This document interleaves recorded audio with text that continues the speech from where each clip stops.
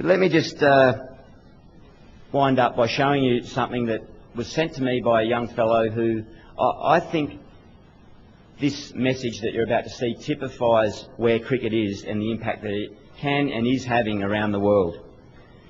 This young boy, a 10-year-old family friend of mine, has been a great supporter of my cricket, and his family have supported my cricket throughout the whole career.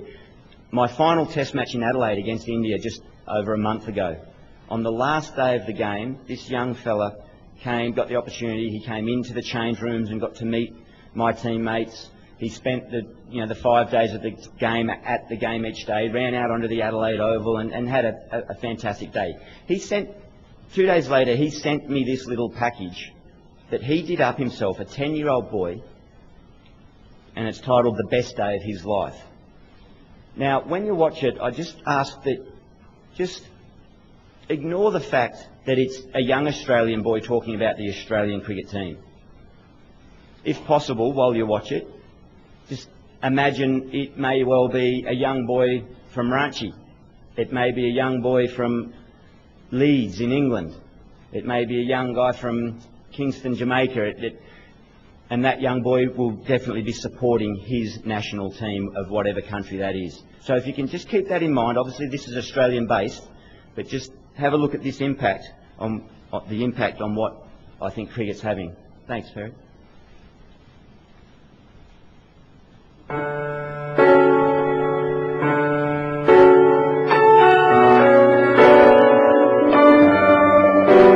This is the clock upon the wall.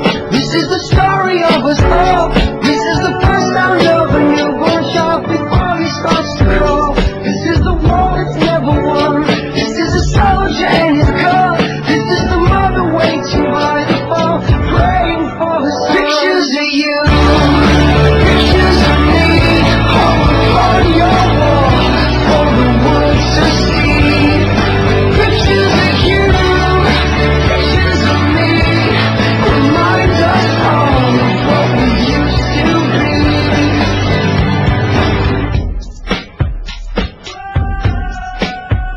There is a drug that kills it all, blocked by the government of war.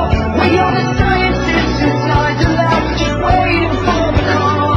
This earthquake weather has got me shaking inside. I'm high up and dry. Pictures of you, pictures of me, hung upon your wall for the world to see. Pictures of you, pictures of me, remind us all of what we used to be. Confess to me every secret moment, every stolen promise you received. Confess to me all the lies between us, all the lies between you and me. So take the photographs and still prints in your mind, hanging on a shelf in good health and good time. Tattoos of memories and asking on trial. For what it's worth, it was worth all the while. It's something unpredictable, but in the end that's right. I hope you had the time of your life.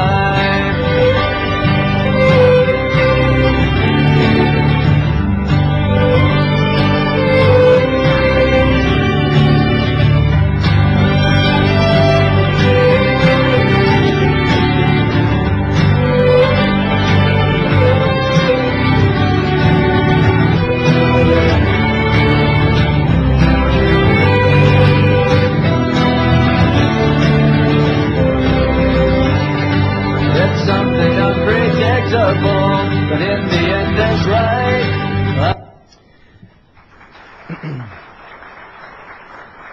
As I say, I don't think it matters what country that young boy is from or what team he's in supporting. Cricket is having an amazing influence and providing a great deal of inspiration, particularly to our young across the world. Obviously, the way we utilise that enthusiasm and encourage it going forward is of vital importance. I guess it just reminds me, I heard Mr. Mukesh Ambani speaking yesterday here at this convention, and he was talking about Indian business and the economy, and that a requirement for Indian business to develop a one world vision, not just focusing on itself. I think this rings true, very true in the cricket world, and not just the BCCI, it's Cricket Australia, it's the England Cricket Board, it's all the nations, and in particular the ICC, if we want to keep this game unified and heading in the right direction. Just quickly like to thank Arun for the chance and the opportunity to come along to this great gathering and acknowledge Bishan Singh Bedi. It's fantastic to catch up with you again. One of India's greatest spin bowlers, and Mr. Peter Roebuck, undoubtedly one of the world's best cricket journalists. Thank you very much.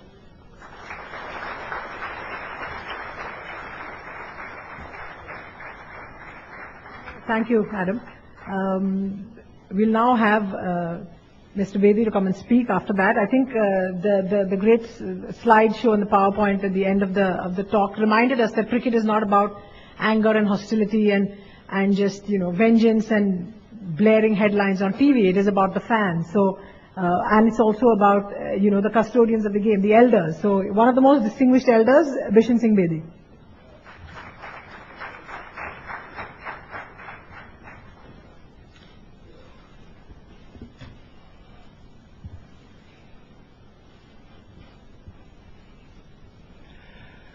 Rather a dangerous time for me to be.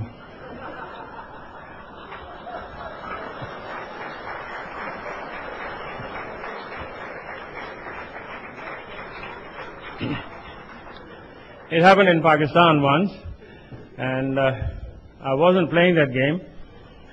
Sunil Gavaskar was leading, and something untoward happened on the field between Sunil and some of the Pakistani players. Sunil decided to kill the game. Now, I was miles away from that event, having a swim in a friend's house. At the evening, we had a reception by General Zia-ul Haq in his presidential palace. And fair enough, General Zia-ul Haq was well briefed that these Indians are bloody spoiled sports. They haven't come here to play cricket, they're only whining and whinging. They're bad sports. Now, General Zia, we were all lined up, and this is our first meeting with General Zia. And on the wooden floor, the sound of his hooves was pretty loud. And tock, tock, tock, tock. From a distance of about 5 yards, he said, "Bedi Sahab, aapne declare kyun nahi kiya?" I said, "Excuse me, General, I wasn't even playing this game." "Oh, no. Had I been Indian captain, I would have declared at 12 o'clock. He said that, shook my hand, and then moved on a bit. And I yelled back at him and I said, "Excuse me, General, I don't think I would have declared at 12 o'clock. It's a terribly delicate timing for me." And he had a massive laugh. Massive is a word. The whole Pakistani media got after me. "What did you tell our general?" This bugger has never laughed like this in his lifetime.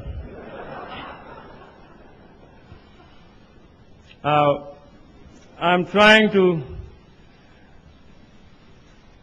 get hold of some memory which is long dead and buried. Public memory, as we all know, is very, very short. We've heard a great friend, a great cricketer and a great gentleman, Adam Gilchrist, and then we heard an Englishman, Peter Roebuck, who sounded so much un-English today. But they have done the job because they're very much in touch with the game. I am not so much in touch with the game, so I have to seek the help of some of the time gone by. Please bear with me, have some patience. And the moment I see somebody yawning, I'll say thank you. I'd like to take you back to a time when India beat New Zealand in a 5-day test match. In those days, Indians used to get 50 rupees a day for a test match. But Indians won the game in 4 days. The Indian board deducted 50 rupees. That was the incentive of winning the game in 4 days. And mind you, we had some of the greats like Vinu Mankad, Paulie Amriga, Vijay Hazare, Pankaj Roy. They were all playing this game, and not a soul stood up to that nonsense. Many years back, later, I was having a conversation with Sir Donald Bradman. And this is the time when one hulk of a man called Kerry Packer was raising his ugly head in Australian cricket, early 70s. We had just finished our Australian tour in 77, 78 reasonably well. We had won all our state games and 2 out of 5 test matches. So I wrote a letter to Sir Donald Bradman requesting him if he could do an article for me for my benefit brochure. Sir Donald Bradman was a very prolific letter writer, and he always used to write with his hand, never use a typewriter. So he wrote me back saying, Bish, I just heard a rumor that you are likely to join Kerry Packer. Is there any truth in it? Because if there is, I'm afraid I'll have nothing to do with you. So I wrote back to Sir Donald saying that I have refused this offer once in England, once in India, and once in Pakistan. So there is no way this man is going to fire his financial guns on my shoulder. Sir Donald Bradman then went on to write an article for me, which is still a treasure for me, covering the performance of left-arm finger spinners on Australian soil for the last 100 years. But that, to my mind, was perfection at its best. And mind you, Sir Donald Bradman refused to turn a professional. He was never a professional. And he guided the destinies of Australian cricket for close to 5 decades. He was definitely my favorite idol.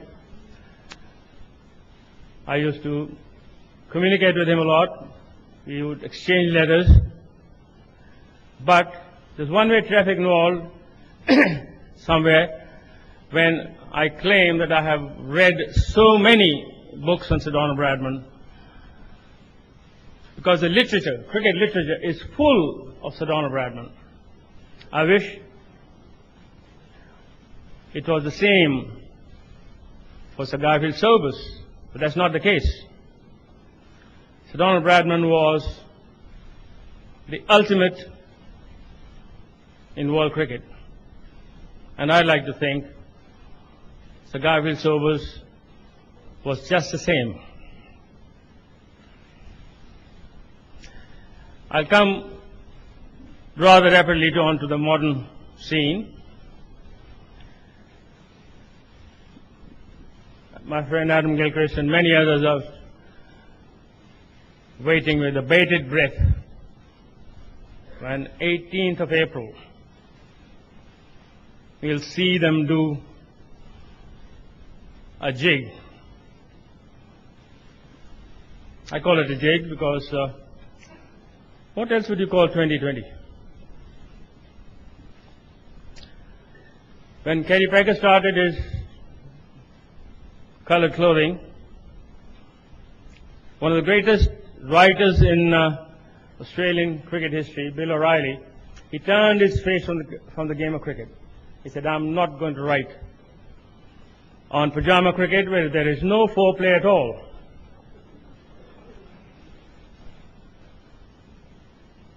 I would ask the August gathering here, what would you call T20? PME? I will leave it to your good judgment.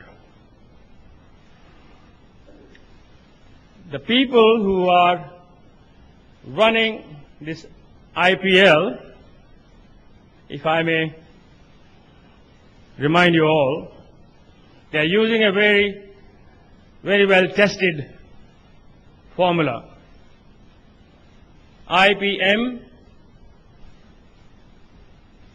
OPI and OPM. Now you'd wonder, even Gilly would wonder, whether it's a full toss or a bouncer. OPI is other people's intelligence, and OPM is other people's money. That is what the BCCI is doing right now. And in the process, some of the cricketers, deservingly so, will become multimillionaires, and some of them, not so deservingly, will also become multimillionaires. I'm not cribbing, because I don't belong to this ding-bang. Although, I would like to ask a very simple question, that even Al Gore, whom we listen later in the day, would have struggled to make 600 crore in just one sound of the hammer. He would have. He would have definitely struggled to make the kind of money which Ishant Sharma has been offered, just for bowling not even 100 overs in Australia. I'm not debating the promise. He has the promise, there's no doubt. But it has to be realized. It hasn't been realized fully yet.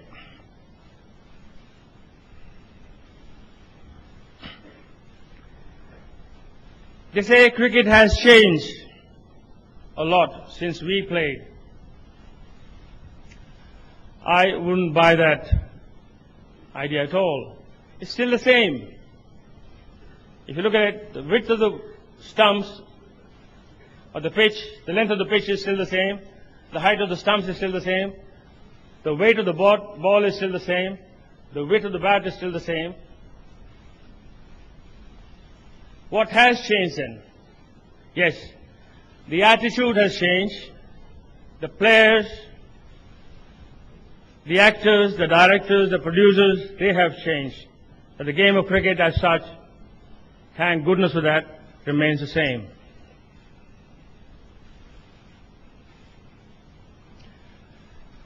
Which brings me to a governing body called the ICC. Toothless to the core. There was a time when England and Australia enjoyed the power of veto. And I would like to think, honestly, that cricket was much better organized then than it is now, because in the present context, it is only votes which are playing the role, and votes, as we all know in a democratic setup, can be sold and bought. My biggest complaint against the ICC, and I'm not going to change my stance at any stage, is that they have done absolutely nothing about the business of chucking. In Indian cricket alone, in the last season, if I may educate you all, about 17 chuckers were pointed out. I'm talking about the last season. 17 of them were pointed out for reformatory actions. Now, whether it's the BCCI or the ICC, both these bodies are not reformatory bodies. They are governing bodies. Their job is to govern the game, not to reform it. I have never known an umpire telling somebody who is bowling a no ball, crossing the line, and telling the bowler, come on son, come back a bit. He immediately calls a no ball. I don't see any reason why an umpire cannot call a chuck a chuck.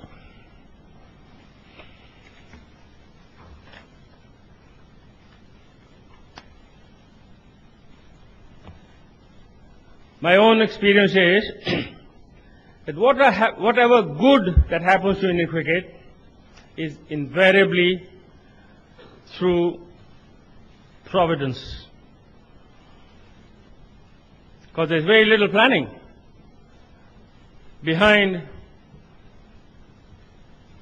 any trip. Now our guys had a wonderful tour of Australia. Let's forget the sledging part of it for a while. The cricket played was of top quality, but we somehow appear to be giving more importance to cricket happenings off the field than on the field. And anything which happens untoward, whether it's on the field or off the field, well, you can bet your last paisa that the Indian cricket administrator is definitely at work. For me, cricket has always been my life, and I hope I would be talking about this game even on my deathbed.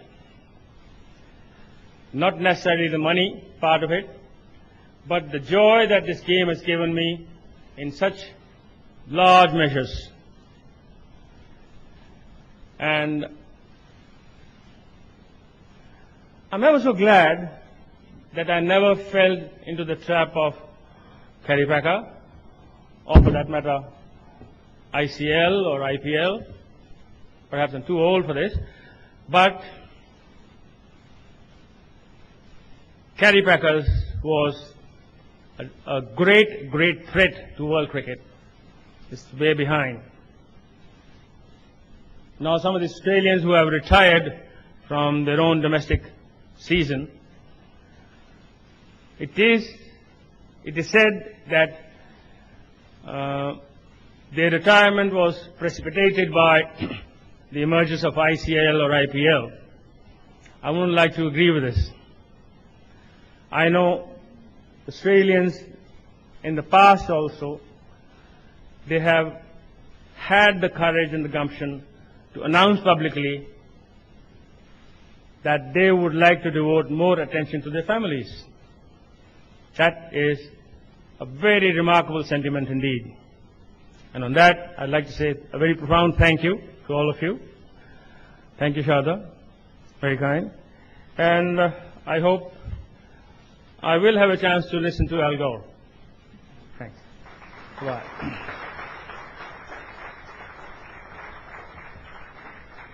Thank you, Mr. Bedi, for your provocative and speech which sort of went back in history and featured. I mean, this has been an extraordinary bunch of speeches that we've had here. We've gone from the lace makers of Nottingham to General Zia, and we've listened to some terrific music and seen some great photographs from inside the Australian dressing room. I think the question that is going to strike everyone who is interested in cricket or follows cricket now is, where does the game go in the future? Because there has been this sort of acrimonious series between India and Australia. I don't know whether Adam will agree with me, but it was possibly the most angry series between the two countries. I mean, you said on television on Headlines Today yesterday that even Sachin hadn't talked that much. So it has been probably it was probably the most bitter and angry series between the two. You think? I prefer not to use the term bitter and angry. Yeah, as I say, it was aggressive. And in reference to Sachin, I'm not saying having any go at Sachin. It was just noticeable that he is a guy that, in previous experience against him, never engaged in any verbal battles. If you did try to talk to him, it meant he probably scored 200 rather than 100. So we kept him to 100 generally this series. So maybe it worked a little bit this time. But no, it was hard fought. There were undoubtedly times where it did cross the line, as I say. There's no doubt about that. What we've got to do, particularly as players, administrators, everyone has to learn from that, reflect on where it went over that line. And I don't think the boundaries are broken down. The bridge is broken, and the damage isn't irreparable. It is fine. And as I say, in an ironic kind of way, and I think even Peter made reference to it, that these two teams now, moving forward, have a great deal of respect for each other, and it's going to be enthralling to watch it happen. Obviously, we still need to learn as players about what is acceptable and unacceptable behaviour, but we've got to maintain that fire and aggression, and it's no coincidence that this Indian team has that new approach, particularly that Peter made reference to. The Australians come back to tour in October. There's just a 4-test match series, but everyone is anticipating that's going to be sort of cranked up fairly high and it's going to be very aggressive. I just wanted to have Peter's thoughts on that series. Is there something you think that players should do, or they should just go out and play, or should there be statements of peace? Or well, I never think statements of peace last all that long, but I think if you look at Srisanth, the way he was in Australia this time, having been quite warlike before, this time he got on with his bowling, basically, and he did pretty well in the last match in Brisbane. I think that's a lesson to everyone. I think they've exchanged their blows now. They've got the mutual respect now, and they should be getting on with the cricket, really. I don't think this paper talk really elevates mankind a great deal. And I think, as Adam said, they'll be playing in the IPL together. They'll have much more mutual understanding together, and they must just get on with it. I think I don't have great memories of this last series, to tell the truth. You go and look at the scorebook in 15 years' time, it was a great series. I didn't particularly enjoy it. I don't know if Adam did or not, he'll speak for himself. But that was the view of people watching, whereas the series that Adam's talked about there, 2004, 2001, they're a fantastic series, and I think we'd all like to get back to that, and I see no reason why it can't happen. I'll just interject there too. I think I said last night on TV, Anil Kumble was quoted in the paper, or in the press yesterday, and I wholeheartedly agree with him. At the end of the day, it's going to be the cricket that does the talking. You can, and Srisanth is a good example. He didn't, get the most wickets on the tour, but just watching him in his change from when we were out here in October in the Future Cup to what he obviously reflected and learnt.